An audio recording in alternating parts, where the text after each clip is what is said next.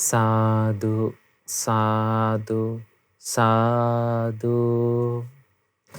ප්‍රථමයෙන්ම අපට මේ උතුම් ධර්මය පෙන්වා වදාළ අපගේ ගුරු දේවෝත්තම කල්යාණ මිත්‍ර පින්වත් ලොකු ස්වාමීන් වහන්සේට අප හැම දිනාගේම নমස්කාරය වේවා. සාදු සාදු සාදු. නමෝ බුද්ධාය. හැම දිනාටම තෙරුවන් සරණයි. ගෞරවනීය පින්වත් ස්වාමීන් වහන්සේගෙන් අවසරයි. ශ්‍රද්ධාවන්ත වාසනාවන්ත පින්වතුනි, අදත් වෙනද වගේම ඔබ සූදානම් වෙන්නේ වේදල්ල සදහම් පිළිසඳර සමග සම්බන්ධ වන්නට. ඉතින් මේ වේදල්ල සදහම් පිළිසඳරේදී අපි සාකච්ඡා කරන්නේ, අපි ඉගෙන ගන්නේ මේ රහතන් වහන්සේලා විසින් කරන්නට යෙදුන උතුම් දහම් සාකච්ඡා පිළිබඳව. ඉතින් ඒ උතුම් දහම් කාරණා අපට පැහැදිලි කරලා දෙන්න අපගේ පින්වත් ස්වාමීන් වහන්සේ අද දවසේදීත් මේ මැදිරියට වැඩම කොට වදාලා අපගේ පින්වත් ස්වාමීන් වහන්සේව මේ වැඩසටහන සඳහා අපි ගෞරවයෙන් යුක්තව নমස්කාර පූර්වකව පිළිගනිමු. අවසරයි ස්වාමීන් වහන්සේ. නමෝ බුද්ධාය. නමෝ බුද්ධාය. පින්වතුනි, අද දවසේදී මේ වේදල්ල සදහම් පිළිසඳර සඳහා විකාශන දායකත්වයේ දරන පින්වතුන් අද සිහිපත් කරගනිමු අපි. අද දවසේදී වේදල්ල සදහම් පිළිසඳර සඳහා අනුග්‍රහය දරන්නේ අංක 47 හපුකොටුව ජම්බුගහපිටියේ මහනුවර යන ලිපිනේ පදිංචි භද්‍රා හපුකොටුව මෑණියන්, මංගල හපුකොටුව පුතණුවන්, ඉඳුනිල් හපුකොටුව දියණිය, චමිල් ගමගේ බෑණනුවන්, ශිරෝමි බෝපේ ගෙදර ලේලිය සහ සදීපා, සිනුමි, තෙවුනි, මයුම, සෙසඳි යන මුණුබුරු මිනිබිරියන් සහ පවුලේ සියලුම දෙනා විසින් ඉතින් මේ පින්වතුන්ගේ සදහැබර දායකත්වයෙන් යුතුව තමයි අද දවසේදීත් මේ සදහම් පිළිසඳර ඔබ වෙත ගෙන එන්නේ. ගියවර වැඩසටහනේදී අපි ඉගෙන ගත්තා, අපි සාකච්ඡා කළා මේ ප්‍රඥාව නැති කෙනා, දුෂ්ප්‍රඥාගේ ස්වභාවය කුමක්ද කියන කාරණය. ඉතින් අද දවසේදී මේ වේදල්ල සූත්‍රයට අනුව අපගේ මහා කොට්ටිත මහරහතන් වහන්සේ, සාරිපුත්ත මහරහතන් වහන්සේගෙන් අසා වදාරන්නේ ඊළඟට ප්‍රඥාව සහිත කෙනා කියලා කියන්නේ කවුද කියන කාරණය. ඉතින් ස්වාමීන් වහන්සේ අවසරයි, මේ වැඩසටහන ප්‍රවේශයක් වශයෙන් අපි දැනගන්න කැමතියි ස්වාමීන් වහන්සේ, මේ ප්‍රඥාව සහිත කෙනා, ප්‍රඥාව තියෙන කෙනා කියන්නේ කවුද? ඒ කෙනාගේ ස්වභාවය කුමක්ද කියන දේ ගැන අපිට පැහැදිලි කර දෙන සේක්වා ස්වාමීන් වහන්සේ. අවසරයි. නමෝ බුද්ධාය. හැම දිනාටම තෙරුවන් සරණයි. අපි පින්වත් ස්වාමීන් වහන්සේගෙන් අවසර. ශ්‍රද්ධාවන්ත පින්වත්නි, අපි ස්වාමීන් වහන්සේ අහුවා වගේ ප්‍රඥාවන්තයා කියන කරුණ කොට්ටිත මහරහතන් වහන්සේ, සාරිපුත්ත මහරහතන් වහන්සේගෙන් අහනවා. එතකොට දැන් අද කාලෙත් අපි මේ ප්‍රඥාවන්ත භව කියන කරුණ සාමාන්‍යයෙන් අපි කතා කරනවා ළමයෙක් ඉගෙන ගන්න දක්ෂයි නම් හරි ප්‍රඥාවන්ත ළමයා. යම් කිසි අලුත් නිපැයුමක් කරා නම් ප්‍රඥාවන්ත කෙනෙක්. දැන් අපි ගියවරත් කිව්වා ඒ විවාහාරය ඇත්තටම සම්පූර්ණයෙන්ම වැරදි. ඒක ඔහුගේ බුද්ධිමත් බව මත, ඒක ඔහුගේ දක්ෂ බව මත, ඒකට කියන වචනේ තමයි අර දක්ෂයි කියන එක. ඒකට කියන වචනේ තමයි බුද්ධිමත් කියන එක. ඒකට ප්‍රඥාව කියන එක කියන්නේ. ප්‍රඥාව කියන වචනේ ආයායමත් කියන්නේ ඒ වචනේ අයිති බුදුරජාණන් වහන්සේට, බුද්ධ වචනයට අයිති දෙයක්. ධර්මයට අයිති දෙයක්. එතකොට අපේ සාරිපුත්ත මහරහතන් වහන්සේගෙන් කොට්ටිත මහරහතන් වහන්සේ ඇහුවට පස්සේ සාරිපුත්ත මහරහතන් වහන්සේ පිළිතුරු දෙනවා, ප්‍රිය ආශ්‍රිතුන් වහන්සේ අවබෝධ කරනවා කියන අර්ථයෙන්ුයි ප්‍රඥාවන්තයා කියලා කියන්නේ. එතකොට දැන් කලින් කිව්වේ අවබෝධ කරලා නැහැ, අවබෝධ කරලා නැහැ. ප්‍රඥාවන්ත නැහැ කියන එක. දැන් මෙතනදී කියන්නේ අවබෝධ කරනවා කියන අර්ථයෙන් ප්‍රඥාවන්තයි කියලා කියන්නේ. ඒ කියන්නේ යමක යථා ස්වභාවයේ ඒ අයුරින්ම අවබෝධ කරනවා. ඒ කියන්නේ එතන තුල තියෙන සම්පූර්ණ සත්‍ය, සම්පූර්ණ ඇත්ත කතාව, ඇත්ත සිදුවීම් මාලාව, ඇත්ත කියන එක අවබෝධ කරනවා කියන එක. ඊට පස්සේ සාරිපුත්ත මහරහතන් වහන්සේ අහනවා අවබෝධ කරන්නේ මොකක්ද? දැන් කලින් ඇහුවේ අවබෝධ නොකරන්නේ මොකක්ද? දැන් අහනවා අවබෝධ කරන්නේ මොකක්ද? ඉදන් දුක්ඛං යථාබෝධන්ති පජානාති. අන්න පජානාති. අවබෝධ කරනවා ඔහු. දැනගන්නවා එයා. මේ තමයි දුක. මෙන්න දුක මේ හැටියෙන් අන්න අවබෝධ කරගන්නවා. මේ දුක මෙයයි කියලා අවබෝධ කරගන්නවා කියන වචනේ තුල තියෙන්නේ ඒ තුල අපි කතා කරා වගේ දැන් ඇත්තටම මෙතන මූලිකවම අවබෝධය කියන වචනයක් භාවිතා වන්නේ මගපලයක් එක්ක. අනිත් තැන්වලදී එහෙට භාවිතා කරන්නේ ශ්‍රුතමය ඥානයක්, දැන ගැනීමක්, වටහා ගැනීමක්, තේරුම් ගැනීමක් කියන වචන. දේශනාව තුළ බුදුරජාණන් විග්‍රහ කරන්නේ, දේශනා කරන්නේ. දැන් ඒ තමයි අවබෝධ කරගන්නවා කියන එක ගැන ගත්තොත් දැන් දුක නම් වූ ආර්ය සත්‍ය. දැන් මෙතනදී විස්තර කරන්නේ ප්‍රඥාවට අයිති ආර්ය සත්‍ය හතරනේ. දැන් ප්‍රඥාව කියන වචනය බුදු දේශනාව විස්තර කරනකොට භාග්‍යවත් බුදුරජාණන් දේශනේ උදයත්ත ගාමිනියා ප්‍රඥා කියන වචනේ. උදයත්ත ගාමිනියා ප්‍රඥා කියන යමක හටගෙන නැතිවන ආකාරය. ඒ තමයි මේ දුකේ හට ගැනීම, දුකේ නැතිවීම ගැන.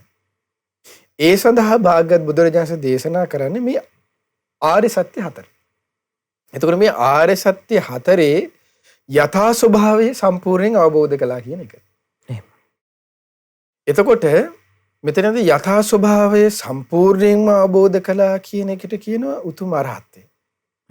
ඊට පස්සේ ඒ මූලිකව වටහාගෙන අවබෝධඥානයේ පළවෙනිම සත්‍ය ඥානයට පැමුණා කියන එකට කියනවා සෝවාන් කියන එක. සෝවාන් භූමිය. එතකොට මේ ආර්ය සත්‍ය හතර ගැන කතා කළොත් මේ ආර්ය සත්‍ය හතර පරිවර්ත තුනකින් විස්තර කරනවා. ආකාර 12කින්. ඒ 12 ආකාරයකට සම්පූර්ණයෙන්ම තේරුම් යාම තමයි යථා ස්වභාවයේ අවබෝධ වන පරිදි මුළුමනින්ම අවබෝධ කළා කියන කරුණ කියන එක කියන්නේ. ඒ තමයි සම්පූර්ණ පරිපූර්ණ ප්‍රඥාව කියලා කියන්නේ. ඒ උතුම් අරහත්ත්වය. ඒ තමයි දැන් අපි ආර්ය සත්‍ය හතර ගත්තොත් එහෙම දුක නම් වූ ආර්ය සත්‍ය, දුක හට ගැනීම, දුක්ඛ නිරෝධ ආර්ය සත්‍ය, දුක්ඛ නිරෝධ ගාමිනී පටිපදා ආර්ය සත්‍ය කියන එක ඔය හතර. එතකොට ඒ දුක කියන්නේ මෙයයි කියලා අන්නේ ශ්‍රාවකයා තුල ඥානයක් තියෙනවා. ඉපදීම දුකයි, ලෙඩවීම දුකයි, මරණය. දැන් ඒ පිළිබඳව ඥානෙ නැති එකනේ ප්‍රඥාව නැහැ කියලා කිව්වේ. ඒතර ප්‍රඥාව තියෙනවා කියලා කියන්නේ මේක තමයි දුක් කියලා බුදුරජාණන් විස්තර කරේ කියලා යම් කිසි වැටහීමක් ඒ ශ්‍රාවකයා තුල තියෙනවා. ඒ වගේම ඒ දුක කියන එක, දුක කියන කරුණ කුමක්ද කළ යුත්තේ ඒකට කියන එකත් අන්නේ ශ්‍රාවකයෙක් තුල අවබෝධයක් තියෙනවා. ඒකයි ප්‍රඥාවේ තියෙන එක්තරා පැතිකඩක් ඒක. මොකද දුක කියන කරුණ කුමක්ද කළ යුත්තේ කියන එක පිළිබඳ අවබෝධයක් නැති එක තමයි යන්නේ දුෂ්ප්‍රඥ කියලා කියන්නේ. ප්‍රඥාව නැති බව කියලා කියන්නේ. ප්‍රඥාවන්තයා තුල තියෙන්නේ මෙන්න මෙයයි දුක, ඒ දුකට මෙයයි කළ යුත්තේ කියලා තියෙනවා යාට. ඒ ශ්‍රාවකයා සතු අවබෝධයක්. ඒ තමයි බුදුරජාණන් දේශනා කරන දුක තියෙන්නේ කුමක්ද අවබෝධ කරන්න. නුවණින් පිළිසිත දකින්න. පජානාති කියන එක. ඒ තමයි මෙන්න මේක තමයි ඉපදීම කියලා අන්නේ ශ්‍රාවකයා සතුව ඉපදීම තිබෙන්නේ අවබෝධ කරන්නයි. ලෙඩවීම දැන් දුක කියලා බුදුරජාණන් විස්තර කරේ කුමක්ද? දැන් ලෙඩවීම, මරණය, ශෝක කිරීම, හැඬීම්, කායික දුක්, මානසික කියලා විස්තර කරේ මොකද්ද? දුක කියන කරුණනේ. දුක තියෙන්නේ කුමක් කරන්නද? අන්න නුවණින් පිළිසිත දකින්න. කියන එක අන්න පරිඤ්ඤයන්ති කියන වචනේ. පරිඤ්ඤයන්ති හරියටම හරි අපේ ස්වාමීන් වහන්සේ. පරිඤ්ඤයන්ති කියන වචනේ. එතකොට මේ වචනය තුල තියෙන්නේ අන්න යථා ස්වභාවය අවබෝධ වන පරිදි පිළිසිත දකින්නවා කියන එක. ඒ කියන්නේ ඉපදීම කියන කරුණ තියෙන්නේ අන්න පරිඤ්ඤයන්ති. පිළිසිත දකින්නයි. ඒක ප්‍රහාණය කරන්නවත්, ඒ දුරු කරන්නවත්, ඒ මගහරින්නවත්, ඒකට වෙන කටයුතු සිදු කරන්නවත් නෙමෙයි. මෙන්න මේකයි දුක කියලා අන්න පිළිසිත දකින්න මේ ශ්‍රාවකයා පරිඤ්ඤයන්ති. එතකොට පරිඤ්ඤයන්ති කියන වචනයේට පිළිසිත දකින්නවා කියන කරුණට කරුණු බොහොමයක් අයිති. දුකට අයිති ඔක්කොම. ඉපදීම පරිඤ්ඤයන්ති. පිළිසිත දකින්න ඕන දෙයක්. ලෙඩවීම පිළිසිත දකිය යුතු දෙයක්. වයසට යාම පිළිසිත දැකිය යුතු දෙයක්. මරණය පිළිසිත දැකිය යුතු දෙයක්. ශෝක කිරීම පිළිසිත දැකිය යුතු දෙයක්. කායික දුක පිළිසිත දැකිය යුතු දෙයක්. මානසික දුක පිරිසිදු දැකිය යුතු දෙයක්. ඊට පස්සේ ප්‍රියයන්ගෙන් වෙන්වීම පිරිසිදු දැකිය යුතු දෙයක්. ඊට පස්සේ අප්‍රියයන් සමග එකතු වීම පිරිසිදු දැකිය යුතු දෙයක්. සංක්ෂේපයෙන් කිව්වොත් පංච උපාදානස්කන්ධ දුක පිරිසිදු දැකිය යුතු දෙයක් පරිඤ්ඤයන්ති. එතකොට අද පුද්ගලයා සතුව මෙන්න මේ කරුණයි නැත්තේ. ඒ නිසා තමයි මෙන්න ඒ පිරිසිදු දැකිය යුතු දෙයක් කියන වැටහීම නැහැ කියන එකනේ දුෂ්ප්‍රඥකම කියලා. ඒ ශ්‍රාවකයා සතුව තියෙන මේ පිරිසිදු දැකිය යුතුයි කියලා ඒක තමයි ප්‍රඥාවට අයිති දෙයක් ඒක. එහෙම. එතකොට ඒ ශ්‍රාවකයා තමයි ඒ පිරිසිදු දැකිය යුතු කියලා දැනගත්තට පස්සේ පිරිසිදු දැකිය යුතු ආකාරයට අන්න කටයුතු කරන්නේ. ඒ ආකාරයට කටයුතු කරන්න එක කියලා කියන්නේ 아무තු දෙයක් නෙමෙයි. ඒ කියන්නේ ලෙඩ වුණාට පස්සේ ලෙඩ වෙලා කියලා බකන් නිලාගෙන බෙහෙත් ටිකක්වත් ගන්න නැතුව ඇඳකට වෙලා බුදියගෙන ඔළුවේ ඉඳන් පොරවගෙන බුදියන් ඉන්න එකක් නෙමෙයි මේ පිරිසිදු දකින්නවා කියලා කියන්නේ. එතකොට එයා බෙහෙත් හේත් කරනවා. ඒ කටයුතු සිදු කර ගන්නවා. ඒ දේවල් කරනවා. පිරිසිදු දකින්නවා කියලා කියන්නේ ඒ ලෙඩවීම පිළිබඳව ලෙඩවීමෙන් මරණයෙන් ශෝක කිරීමෙන් ඒ දුකට අයිති දේවල් වලින් නිදහස් වීම පිණිස සිටිය යුතු ආකාරයක් වැඩපිළිවෙලක් තියෙනවා. සිටිය යුතු ක්‍රියාපටිපාටි. ඒකට කියන අපි ධර්මයෙන් නුවණින් විමසිය යුතු බවක්. යෝනිසෝ මනසිකාරයක් තියෙනවා. නුවණ හැසිරිය යුතු ආකාරය. ඒ නුවණ හැසිරීම තුලින් ඒ සඳහා යා යුතු මාර්ගයක් තියෙනවා පිළිසිඳ දකින්න. අන්න ඒක තමයි දුක්ඛ නිරෝධ ගාමිනී පටිපදා මාර්ගය කියන්නේ. අන්න ඒකයි ශ්‍රාවකයා පුරුදු කරන්නේ. ඒකයි පිළිසිඳ දකින්නවා කියලා කියන්නේ. එතකොට තමයි මේ ශ්‍රාවකයට මේක තමයි දුක කියන එක පිළිසිඳ දකින්න වෙනවා කියලා කියන්නේ. පිළිසිඳ දකින්නවා කියන එක පොතේ ලියාගෙන තියෙන එකවත්, කියා ඉන්න එකවත්, ඊට පස්සේ සජ්ජායනා කර ඉන්න එකවත්, ඊට පස්සේ ඒක මතකයේ තියන් ඉන්න එකකින්වත් පිළිසිඳ දැකීමක් කරා යන්න බෑ යාට. ඒක ඔහුගේ හුදෙක් මතකයක්, සජ්ජායනාවක්, දරා ගැනීමක් පමණයි ඒක. පිළිසිඳ දකින්න නම් නුවණින් විමසිය යුතු ආකාරයක් තියෙනවා. නුවණින් විමසන්න ඕන. දැන් ඒකනේ භාග්‍යවත් බුදුරජාණන් දේශනා කළේ අපේ ස්වාමීන් වහන්සේට මතක ඇති බුදුරජාණන් වහන්සේ දේශනා කරනවානේ මෙහෙම එකක් කතං කති ඥාන පතාය සික්කි ඥාන පතේක හික්මෙන්න කුමක්ද කිය සොයමින් ඥාන පතේ තුල හික්මෙන්න ඒ හික්මෙනකොට අන්න ඒ කෙනාට අභිවෘද්ධියක් කළා යාමේ හැකියාව තියෙනවා කියන්නේ විශේෂත්වයක් කරා යාමේ හැකියාව තියෙනවා හිතන්න පුළුවන් කරානේ න චින්තයන්තෝ පුරිසෝ විශේෂතම අධිගච්ඡති හිතන්න බැරි කෙනාට විශේෂත්වයක් කරා යන්න බෑ කියනවා. එහෙම. එතකොට හිතන්න බෑ කිව්වේ මෙතන මේ හෙලිකොප්ටරයක් හදන හැටිවත් ඊට පස්සේ පරමාණු ඉලෙක්ට්‍රෝන ගැනවත් කැමරාවක් අටව ගන්න හැටිවත් මේ ගියක් හදා ගන්න හැටිවත් නෙමෙයි. එතකොට හිතන්න බැරි කෙනා කියලා එතන බුදුරජාණන් දේශනා කරන්නේ මොකක්ද? ඒ තමයි මෙන්න මේ දුකේ යථා ස්වභාවය අවබෝධ වෙනකොට පිරිසිදු දැකීම කිව්වේ පරිඤ්ඤයයන් තියෙනවා. අන්නේ කරුණ ඒ ශ්‍රාවකයට හිතන්න බෑ දක්ෂ නෑ. ඒ හිතන්න බැරි කෙනාට අන්න විශේෂත්වයක් කරා යන්න බෑ කියලා භාග්‍යවත් බුදුරජාණන් දේශනා කළා. විශේෂත්වයේ කිව්වේ 아무තු දෙයක් නෙමෙයි. මගපල අවබෝධි සෝවාන්, සකදාගාමි, අනාගාමි, අරහත්. එතකොට විශේෂත්වයක් කරා ඒ පුද්ගලයා මගපල අවබෝධිය කියන්නේ. අරන් යන්නේ නෝනෙන් විමසීම මතමයි. නැත්තම් එයාට හුදෙක් මතකයක්, කීමක්, සජ්ජායනාවක් පමණ එයා ඉතින් නතර වෙනවා. හිතන් ඉන්න පුළුවන් ඉතින් ඕන කෙනෙකුට හිතන්න පුළුවන් මම දන්නවා කියන එක. ඒක ඉතින් එයාගේ ස්වභාවය එයාට අර නිකන් වයාගෙන එයාගේ ස්වභාවය එයාට කියාගෙන ඉන්න පුළුවන්. නමුත් එයාට කිසිම දවසක කවදාවත් අවබෝධයක් කරා යන්න බෑ. එයා හිතන්නේ නැති තාක් එයාට. ඒකයි න චින්තයන්තෝ පුරිසෝ විශේෂමදක හිතන්න බැරි කෙනාට විශේෂත්වයක් කරා යන්න බෑ කිව්වේ. විශේෂ ඒ හිතනවා කියලා කිව්වේ ධර්මයයි. මේ දුක නම් වාර සත්‍යය. දුක හට ගැනීම, දුකේ නිරෝධය, මාර්ගය නැත්තම් අපි ගත්තොත් මේ පංච උපාදානස්කන්ධය, මේ පටිසමුප්පාද, මේ ආයතන, මේ ධාතු ආදී ස්වභාවයන් පිළිබඳව අමුතු විදියකට නෙමෙයි හිතනවා කියලා කියන්නේ. කුමක්ද? අනිත්‍ය වශයෙන් නුවණින් විමසනවා. දුක් දෙයක් වශයෙන් නුවණින් විමසනවා. අනාත්ම දෙයක් වශයෙන් නුවණින් විමසනවා. ඒක තමයිනේ දැන් අපේ බුදුරජාණන් වහන්සේ ගත්තොත් එහෙම පළවෙනි ධර්ම දේශනාවේදී ඒ පස්වග ස්වාමීන් වහන්සේලාට ඉස්සරලාම මේ ආර්ය සත්‍ය හතර ගැනනේ කියලා දෙන්නේ. මෙයයි දුක. මෙන්න පින්වත් මහණෙනි මෙන්න ආර්ය සත්‍ය හතර කියන. මෙන්න දුක යනු මෙයයි. ඒ මේකද්ද ඉපදීමද දුක කී මරණයේ දුක විදිහට දේශනා කරන්නේ.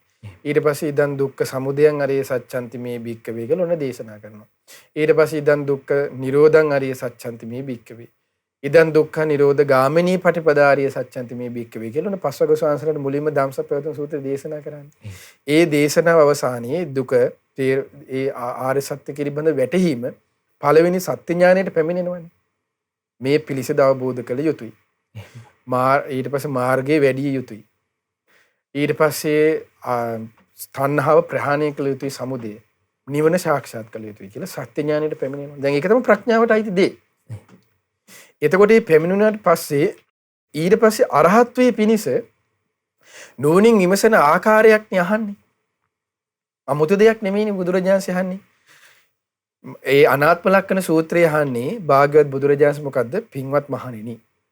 දැන් මේ මගපර ලැබු උතුම ඉන්නේ මේ සෝවන් ශ්‍රාවකයෝ ටිකක් ඉන්නේ මේ. අහන්නේ මොකක්ද කෙලින්ම මේ විශේෂත්වයේ කරා අරන් යන ආකාරයට නෝනින් හසුරවනවා මේ. රූපයනු නිට්ටය හෝ දෙයක්ද අනිත්‍ය වූ දෙයක්ද කියලා. අනිච්ඡම් බන්ති. ඊට පස්සේ ඒ රූපේ යමක් අනිත්‍ය නම් දුකක් හෝ වේද සැපක් හෝ වේද? දුකයි ස්වාමීනි. යම්පන අනිච්ඡං දුක්ඛං වාතං සුඛං වාත යමක් අනිච්ච නම් දුකක් හෝ වේද සැපක් වේද? යමක් අනිත්‍ය නම් දුක නම් තමාගේ කියා හෝ ගැනීමද සුදුසු නැද්ද සුදුසු කියලා. නේ ස්වාමීනි අනාත්මයි කියලා. එතකොට යමක් අනිත්‍ය නම් යමක් දුක නම් යමක් අනාත්ම නම් ඒ මා කියා හෝ මාගේ ආත්මය කියා හෝ මේ මම කියා හෝ මාගේ කියා හෝ මාගේ ආත්මය කියා හෝ ගැනීම සුදුසුද කියලා අහනවා. නේ ස්වාමීනි සුදුසු නෑ කියනවා. ඒ හිතන රටාව නෝනින් විමසන ආකාරය තමයි හැදුවේ. ඒ නෝනින් විමසන රටාව තමයි ප්‍රශ්න විදිහට ඒ ඇහුවේ භාග්‍යවත් බුදුරජාණන්.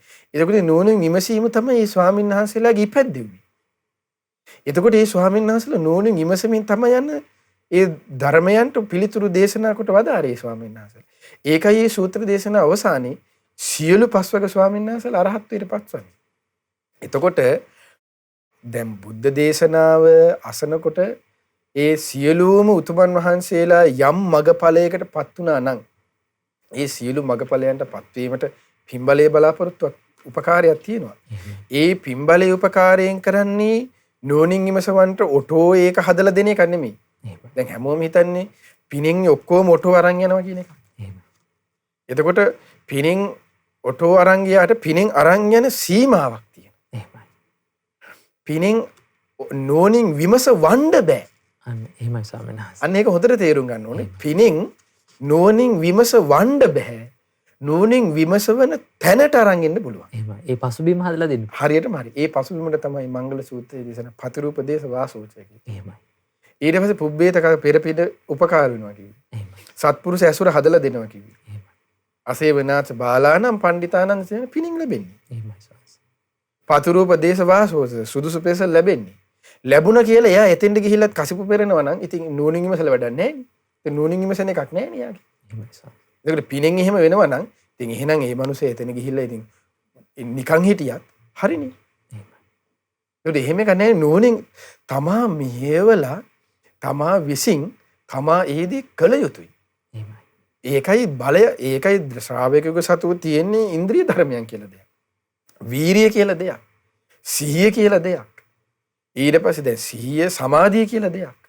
ප්‍රඥාව කියලා දෙයක්. ශ්‍රද්ධාව කියලා දෙයක්. ඒ සඳහා අවශ්‍ය පිනෙන් කරලා දෙන්නේ පසුබිම හදලා දෙන එක. බාධාවන්, කරදරයන්, හිරිහැරයන් ඒ සියල්ල අන්නේකින් අයින් කරලා දෙනවා පිනෙන්.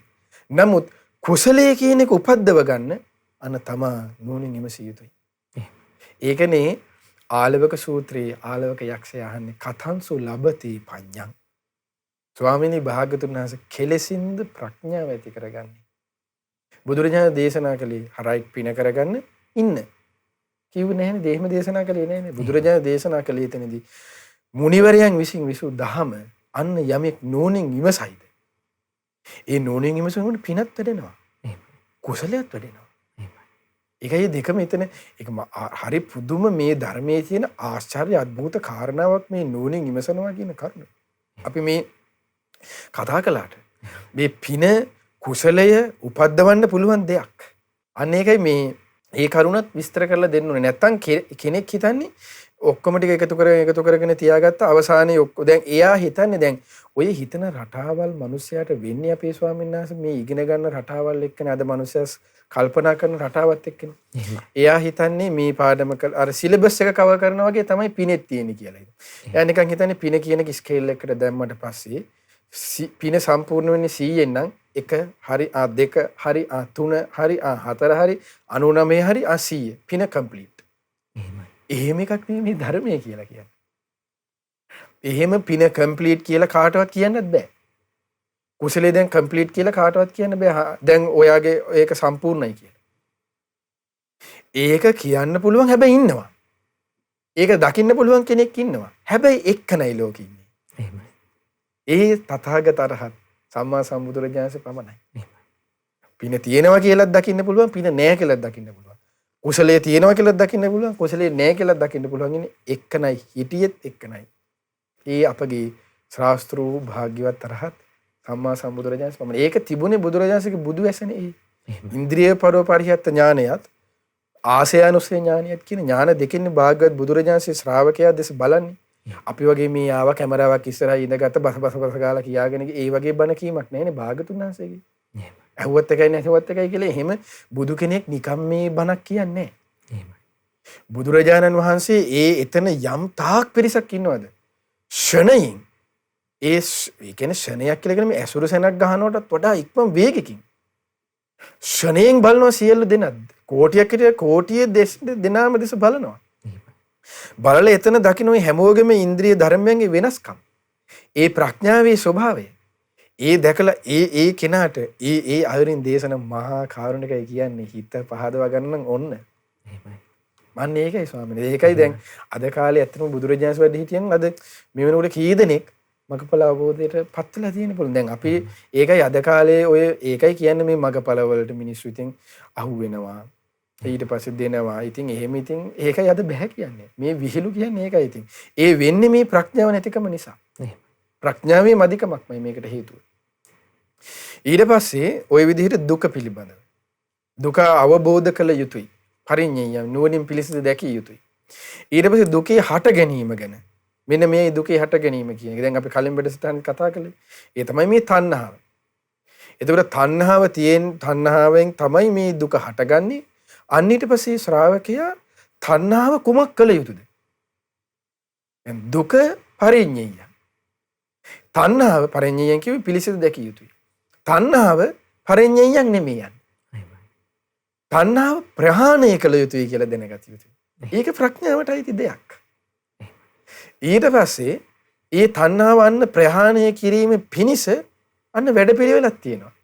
ඒ තමයි මොකද්ද? ආර්ය අෂ්ටාංගික මාර්ගයේ ගමන් කළොත් තණ්හා ප්‍රහාණය වෙනවා. දුක නුවණින් පිළිසිඳ දැකීමේ හැකියාව ලැබෙනවා. ඊළඟට ඒ ශ්‍රාවකයා තේරුම් ගන්නවා මේ දුක නැතිවීමේ මාර්ග දුක නැතිවීම කියන්නේ මොකක්ද කියන එක. ඒ තමයි අර අපි කතා කරපු මේ තස්සායේව තණ්හය අශේෂ විරාග නිරෝධ කලින් වැඩසටහන කතා කළේ. ඒ තණ්හාව විතර නැතුව නොයල්මේ නිරුද්ධ වීමක් ඇද්ද? ඡාගෝ පටිනිස්සග්ගෝ මුත්‍යනාලය. දුරු කිරීමක් අත්හැරීමක් ඇද්ද? එතකොට අන්නේ කරුණ කළ යුතු දෙයක් තියෙනවා. ඒ තමයි මේ සාක්ෂාත් කළ යුතුයි. දුක්ඛ නිරෝධේ සාක්ෂාත් කළේ ප්‍රඥාවට අයිති දෙයක්. දුක පිළිසිඳ දැකිය යුතුයි. ප්‍රහාණය කළ යුතුයි දුකේ හට ගැනීම. ඊට පස්සේ තණ්හාව ප්‍රහාණය කළ යුතුයි. නිරෝධය සාක්ෂාත් කළ යුතුයි. මාර්ගය යනු මෙයයි. ප්‍රඥාවට අයිති දෙයක්. ඒ දුක පිළිසිඳ දකින්න. තණ්හාව ප්‍රහාණය කරන්න. ඊට පස්සේ ඒ නිවන නිරෝධය සාක්ෂාත් කරන්න අන්න තියෙනවා මාර්ගයක්. අන්න ඒ මාර්ගයේ තියෙන මාර්ගයේ මෙයයි කියව ඉන්නත් නෙමෙයි.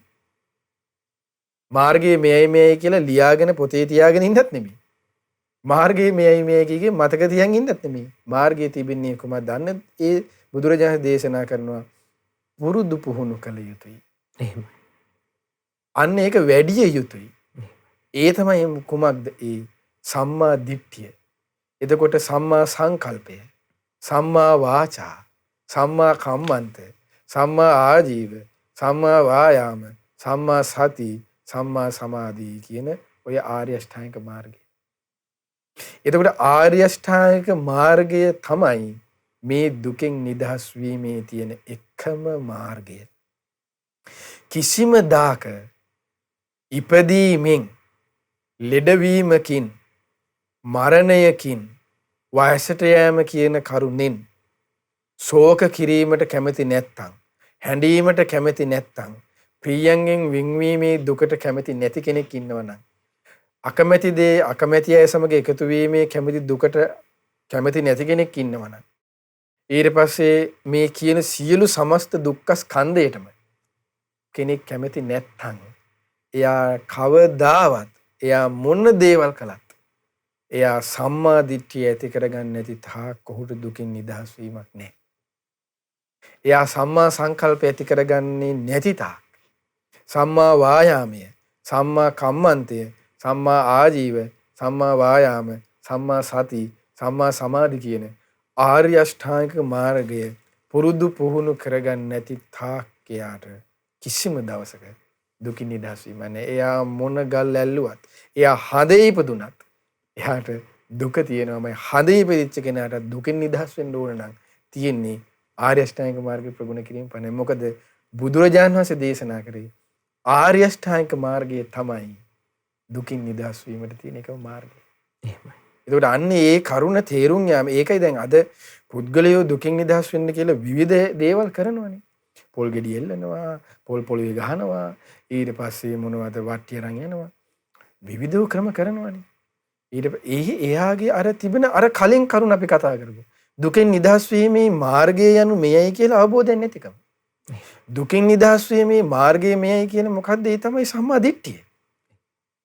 එයා සම්මා දිට්ඨිය ඇති නොකර ගන්න තාක්, එයා ඒ සම්බන්ධව දැනගන්න නැති තාක්, ධර්මඥානෙ ඇති කරගන්න නැති තාක් දුකම තමයි එයාට කවදාත්.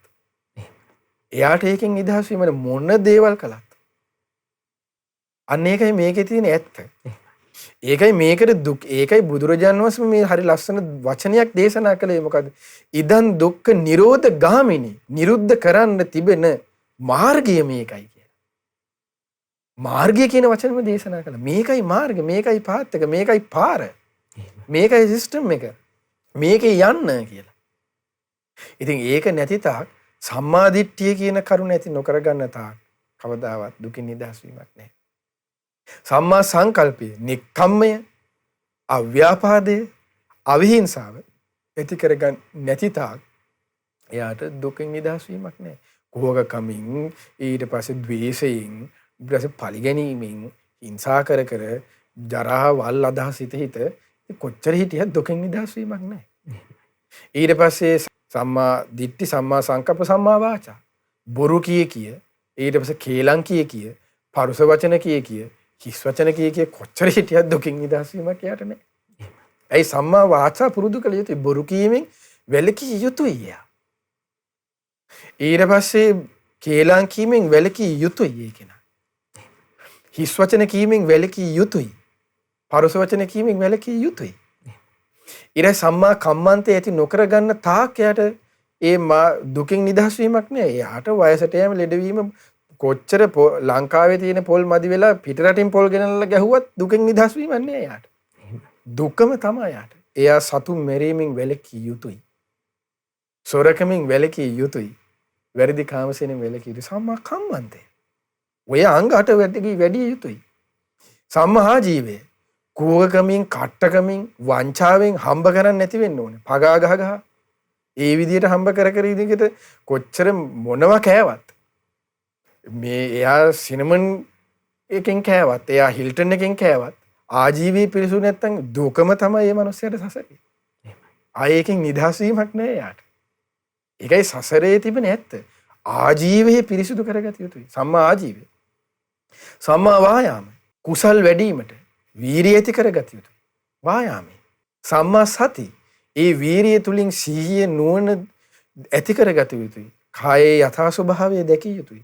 කායානුපස්සනාව ගැඹුරු වැඩි කියලා කායානුපස්සනාවට පයින් ගහ හිටියට කවදාවත් දුකින් නිදහස් වෙන්නේ නැහැ.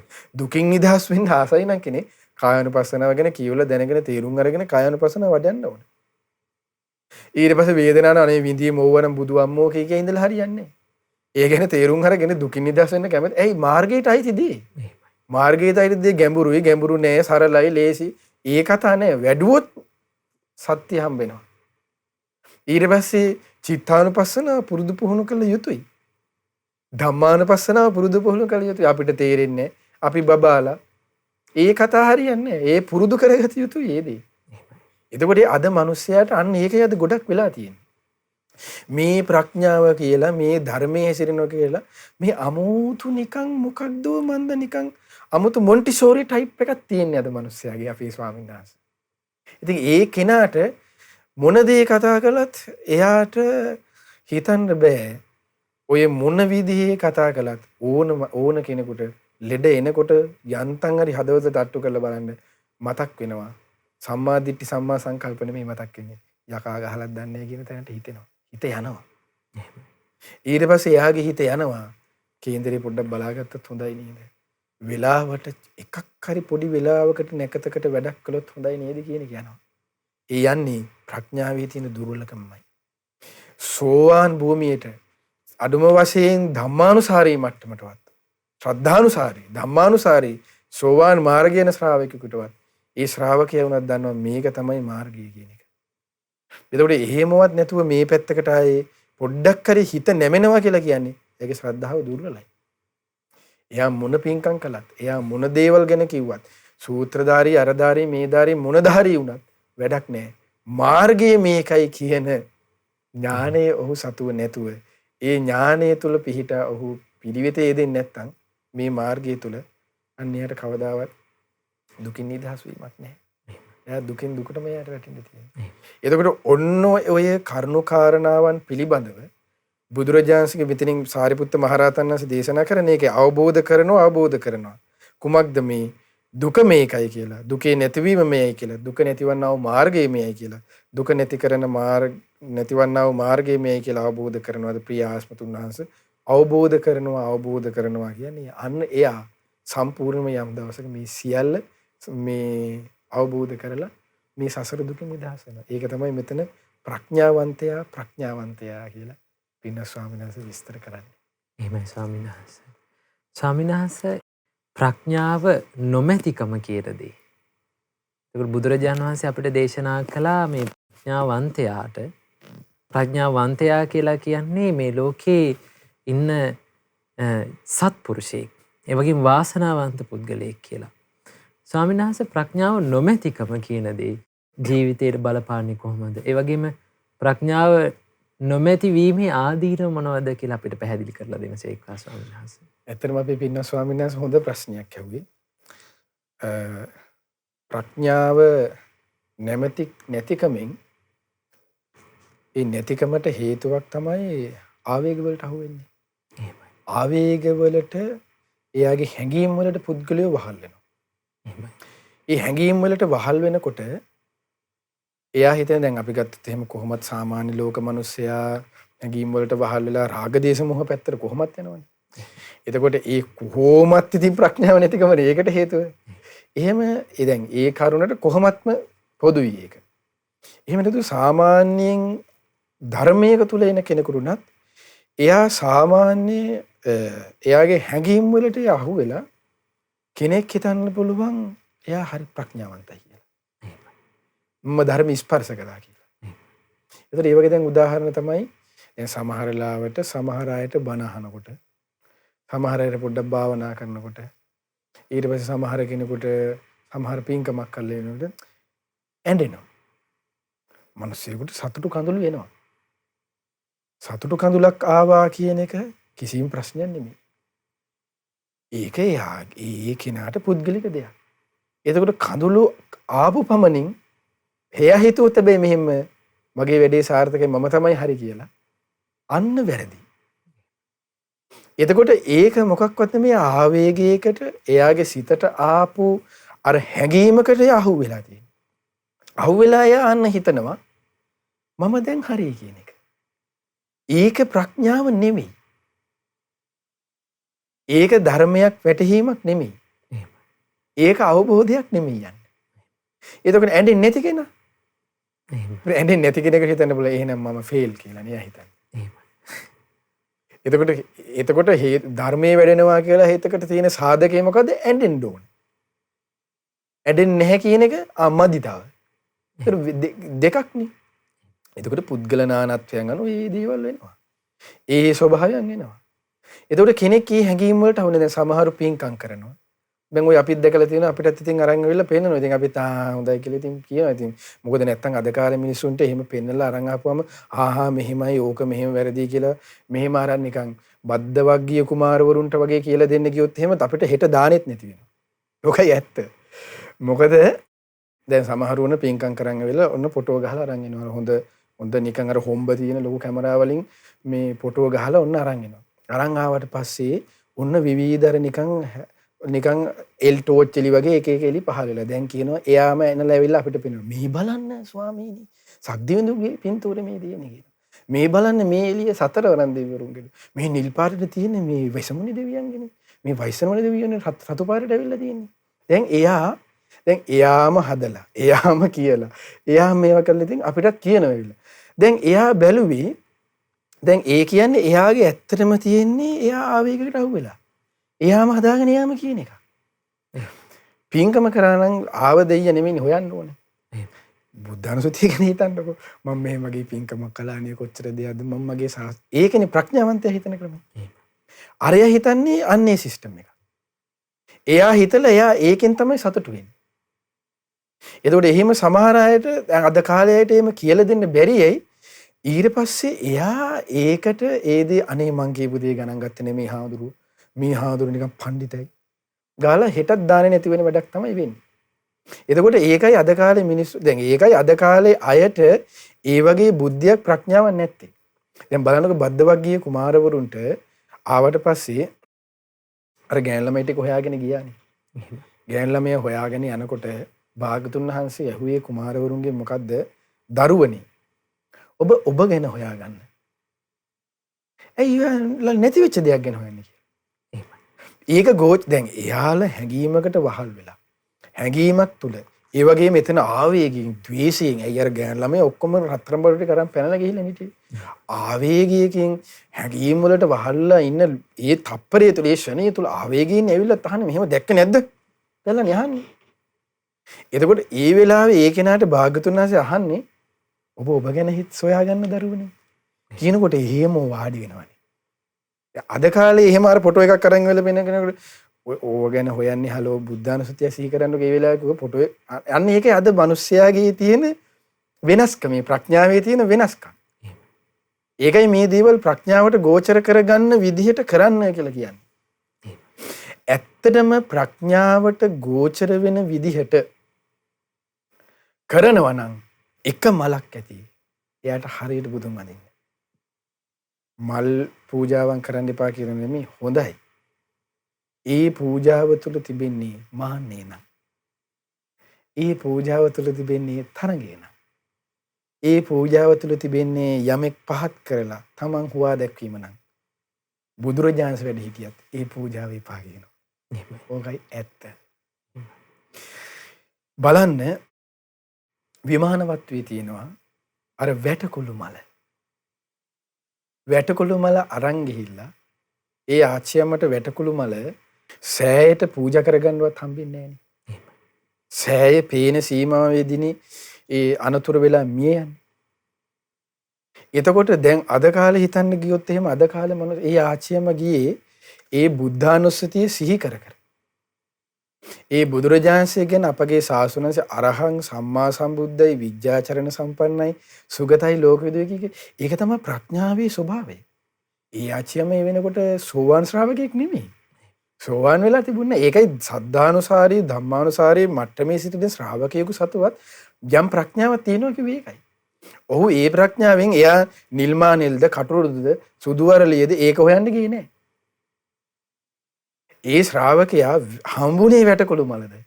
ඒ බුදුරජාණන් වහන්සේ උදෙසා පූජා කළා. අද ඒක දැන් අද පින්කමක් කරන්න ගියොත් මලුයි පහනුයි රෙදි කෑලි කොච්චර දේවල් ගැන හොයනවද? ඒ හොයා ඊට පස්සේ තරඟෙට ඒ දේවල් කර කර අවසානයේ මගේ එක රූපවාහිනිය පෙන්වුවේ නෑ, කැමරාව මගේ පින්කමට ඇල්ලුවේ නෑ. මේ ගිලම්පසල්ල මං ලස්සන සීකුවෙන් සල්ලපු සෙරෙප්පු දෙකක් ගත්තා. මගේ සෙරෙප්පු දෙක පූජා කරමු පූජා වේවා කියලා මේ හාඳුරු කිව්වේ නෑ. අය මං වෙ යන්නේ. ප්‍රඥාවන්තයිද? ඔබම හිතලා බලන්න. එතකොට ඔය වගේ දේවල් තමයි වෙන්නේ. ඒකයි මේ ප්‍රඥාව නැතිකමේ තියෙන මේ හොඳ ප්‍රශ්නයක් ස්වාමීන් වහන්සේ අහුව කිව්වේ ඒකයි මම. ඒකයි මේ අද මිනිස්සයා තියෙන දේවල්. ඊට පස්සේ ආවේග වලට මිනිස්සු අහු වෙනවා. ඊට පස්සේ ලස්සනට කියන්න පුළුවන් නම් හාමුදුරුවෝ හොඳට තඩියට මහරියට හොඳට ලස්සනට ඉන්නවනම් කෙස් ටික බහලා සුපිරිය ලස්සනට ඉන්නවනම් එයා හිතන්නේ ඒක තමයි කෙනා. එයා හිතන්නේ ඒක තමයි තැන. ඒ ආවේග. දැන් ඔබේ වචනෙන් කියනවනේ රැලි. අද කාලේ මිනිස්සයා අද කාලේ බන රැලි එනවා. බනවස් ධර්මයේ වශයෙන් උත් වෙන බන රැලි. ඒ රැල්ලට යහුවෙලා යනවා. ඊට පස්සේ ඔන්න අද කාලේ දැන් කාබනික පොහොර රැලි එනවා. ඒතර කාබනික පොහොර පැත්තෙන් තියෙනවද කොහේ හරි පන්සලක් ඒ රැල්ලට අහුවුණා ඒක සුපිරි එහෙ ගියා. ඊට පස්සේ ඔන්න බුදුරජාණන් ලංකාවේ බුදුන අරහේ බුදුන ඒ රැල්ල එනවද ඒකට අහුවුණා එහෙ ගියා. ඒ රැල්ලක තියෙන්නේ සුළු කාලය. ඒකයි ඒවට රැලි කියලා කියන්නේ. ඒ රැල්ල තියෙන්නේ අනිත්‍ය දුක්ඛ අනාත්මය ගැනත් කතා කරා කියමු. ඒ රැල්ල ටිකයි. ඒ රැල්ල ටික දවසකින් ඉවරයි. ස්වාමීන් වහන්සේ අවසරයි ඒකට අහු වෙන්නේ මේ ආවේගයත් එක්ක. ආවේගයත් ඒ අහු වෙන්නේම ඇත්තට ප්‍රඥාව නැතිකමයි. එහෙමයි. එයාගේ දැන් බලන්නකෝ ඕකට හොඳම උදාහරණේ අපි ගත්තොත් ඔය කතාව අහක් කරමුකෝ. හිතන්න මිනිස්සෙක් ඉපදිනකොටම දැන් මරාගෙන මැරෙන්න මිනිස්සු හිටියේ නැද්ද? ලෝකේ ඕන තරම් ත්‍රස්තවාදී සංවිධාන වල මරාගෙන මැරෙන අය ඉන්නවා. එතකොට ඒ පොඩි එකා ඉපදෙන්නේ මං අසවල් ත්‍රස්තවාදී සංවිධානයේ මරාගෙන මැරෙන එක්කෙනෙක් වෙලා යනවා කියලා නෙමෙයි. ලස්සනට ජීවිතයක් ගත කරන්න ඕන. ඒ අදහසින් ඉපදිලත් හැදිලා වැඩිලා ඔන්න ඉගෙන කරගෙන කැම්පස් යනවා. කැම්පස් එකේ ඔන්න අන්තවාදය ගැන උගන්වනවා. අන්තවාදයට ගිහලා තරුණ කොල්ල ලස්සනට මේ යන්නේ මේ ග්‍රැජුවේට් කරන්න ගිය කොල්ලා මේ ලස්සනට මේ මරාගෙන මැරෙන්න හිත හැදුවේ. ආවේගින විශ්වේ. එහෙමයි. ඒක තමයි අද මිනිස්සයා කරන්නේ. ආවේගය අවුස්සනවා. අවුස්සපු ගමම මානව දැන් උදාහරණයක් කො මෙහෙම මානවයන් පුතේ කියන. උදාහරණයක් විදිහට කිව්වොත් මට පුළුවන් අවුස්සන්න. ඔන්න තරුණ ළමයා මංගාවට එනවා කියලා හිතන අපිට ඇවිල්ලා ස්වාමීන් වහන්සේ කියලා එළොන්න සෑය බෝධිය වෙනකන් ඉන්නවා කියමු. දැන් මට පුළුවන් වෙලා පුතේ ළඟට ගිහිල්ලා පුතේ කියලා ඔන්න මේව කරලා ඔන්න ආවේගය අවුස්සනවා කියන්නේ මෙන්න මේ වගේ උදාහරණ. ඇවිල්ලා දැන් මම කියනවා මෙහෙමයි මහාන වෙන්නේ. මෙහෙමයි සසර දුකයි. දැන් මං අල්ලේ පෙන්නලා හොඳට ආර්ය සත්‍ය හතර මම දැන් අල්ලේ පෙන්නලා යට කතා කරනවා. අර කොල්ල මෙලෝ හසරක් දන්නේ. ඊට පස්සේ මං කියනවා බලන්න අපි මේ සුපිරි ජීවිතයක් ඉන්නවා. උණු වතුර නාන නම් උණු වතුර. ඇල් වතුර ඕනෙලාට ඇල් වතුර. වාහන නම් වාහන. කාමර නම් කාමර. AC නම් AC. දැන් ඔය ඒක පෙන්වුවට පස්සේ අර මොකෝවත් දන්නේ නැති අර අහිංසක කොල්ලා අනේ මේ බෝධින්නාස වෙරගෙන මේ බෝමලුවක් අතු ගහගෙන ඉඳ ආපු අහිංසක කොල්ල ආවේගය නෙමෙයි ආවේගයේද දෙන්නේ ප්‍රඥාව දරන ඔබ මෙහිතලා බලන්න. අර කොල්ලගේ ප්‍රඥාවක් නෙමෙයි. ඒ අහිංසකගේ ආවේගයට හවුන අනේ ස්වාමීන් වහන්සේ මාත් මහාන කරන්න කියන. මහාන කරනවා. ඊට පස්සේ එයා හිතන්නේ එයාට පේන ලෝකේ තමයි එයා ශාසනය කියලා හිතන්නේ. එයාට පේන්නේ බිල්ඩිම නම් එයා හිතන්නේ බිල්ඩිමක් තමයි ශාසනය කියන්නේ.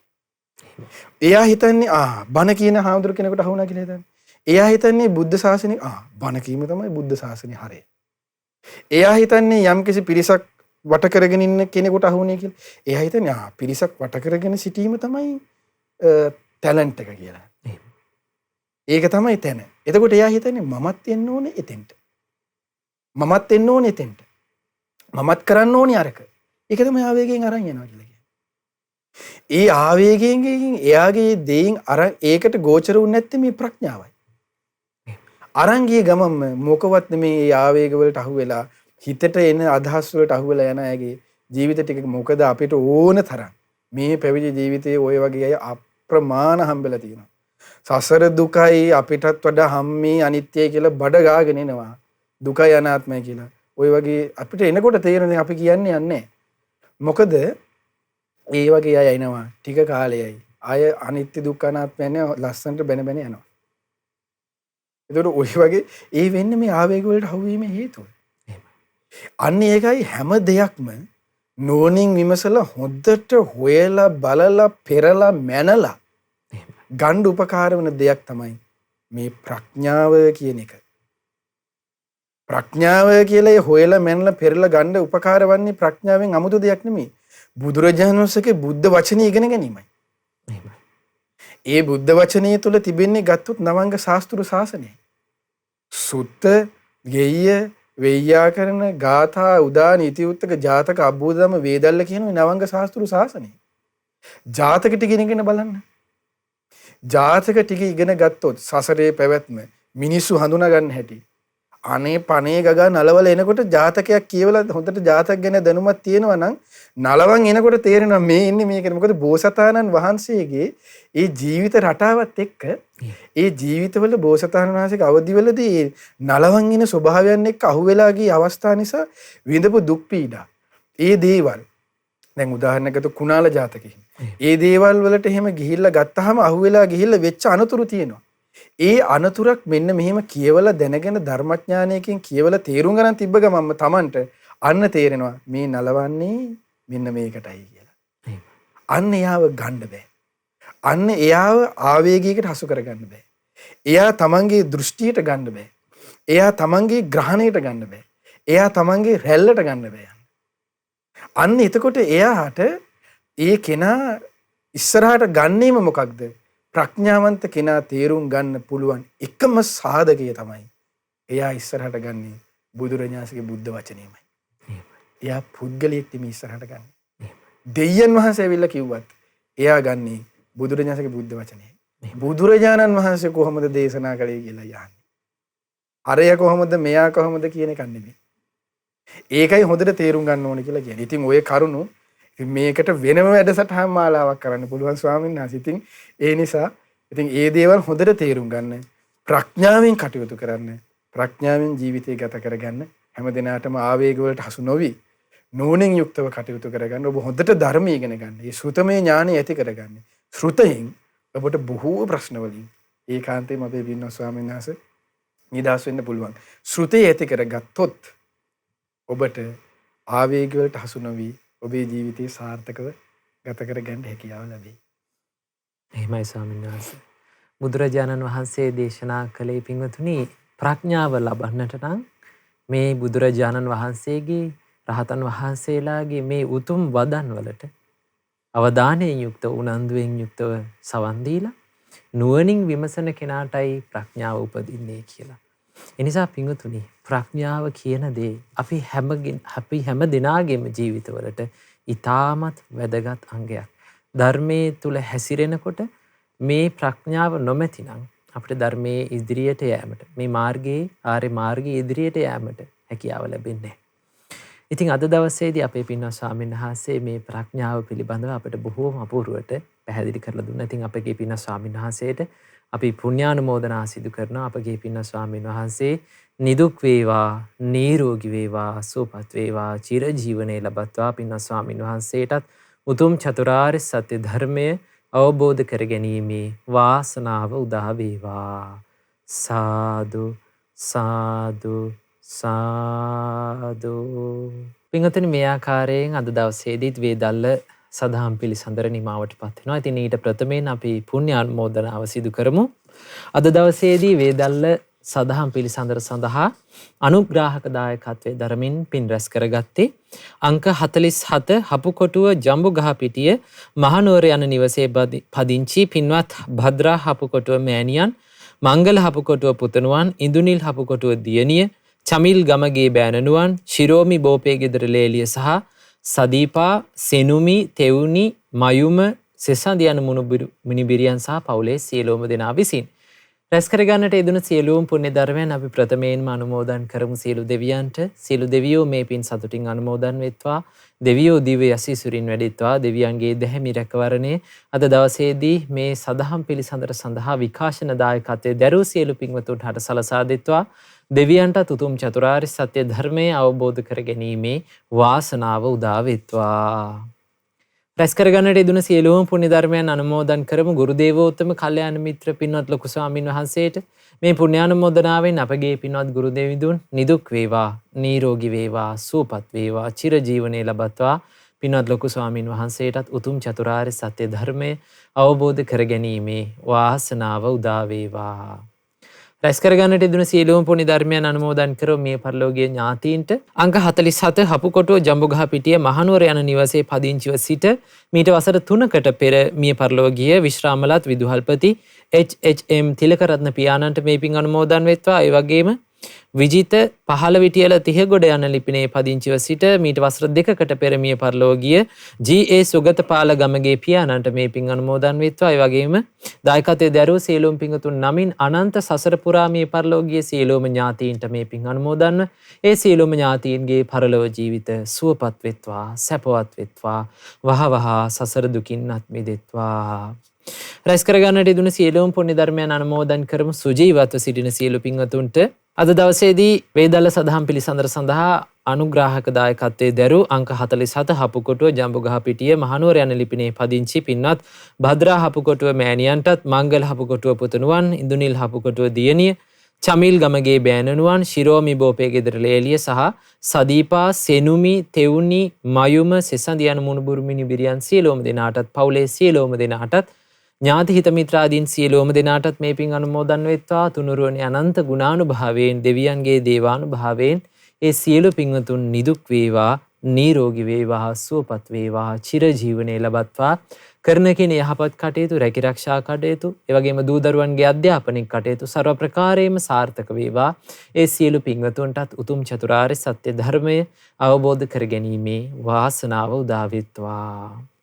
රැස් කරගන්නට ඉදුණු සියලුම පුණ්‍ය ධර්මයන් අනුමෝදන් කරමු. කොරෝනා වෛරසය හේතුවෙන් රෝගාතුරව සිටින ලංකාවාසී ලෝකවාසී සියලු පින්වතුන්ට මේ පුණ්‍යානුමෝදනාවෙන් මේ සියලු පින්වතුන් නිදුක් නිරෝගී සුවපත් භාවයේ චිරජීවනයේම ලබත්වා. රැස් කරගන්නට ඉදුණු සියලුම පුණ්‍ය ධර්මයන් අනුමෝදන් කරමු. අද දවසේදී මේ උතුම් දහම් කාරණා අපට පැහැදිලි කරලා දුන්න අපගේ පින්වත් ස්වාමින් වහන්සේටත්, ඒ වගේම මහමෙවුනා වාසී ලක්වාසී ලෝවාසී සියලුම පින්වත් ස්වාමින් වහන්සේලාටත්, අනගාരികා මෑණියන් වහන්සේලාටත්, අනගාരിക උපාසක දූ පුතුන්ටත්, ශ්‍රද්ධා කාර්ය මණ්ඩලයේ සියලුම දෙනාටත්, ශ්‍රද්ධා මාසික ධර්ම දාන සමාජිකයන් ඇතුළු ඔබ අප සියලුම දෙනාටත් මේ පින් අනුමෝදන් වෙත්වා. තුනුරුවනේ අනන්ත ගුණානුභාවයෙන්, දෙවියන්ගේ දේවානුභාවයෙන්, රැස් කරන පුණ්‍යානුභාවයෙන් ඔබ අප සියලුම දෙනාත් නිදුක් වේවා, නිරෝගී වේවා, සුවපත් වේවා, චිරජීවනයේ ලැබේවා. ඔබ අප සියලුම දෙනාටත් උතුම් චතුරාර්ය සත්‍ය ධර්මය අවබෝධ කර ගැනීමේ වාසනාව උදා වෙත්වා.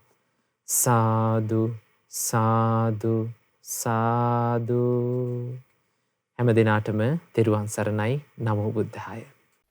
මෙවැනි වටිනා ධර්ම දේශනා ශ්‍රවණය කිරීමට ශ්‍රද්ධා ඩේලි YouTube චැනලය සබස්ක්‍රයිබ් කරන්න.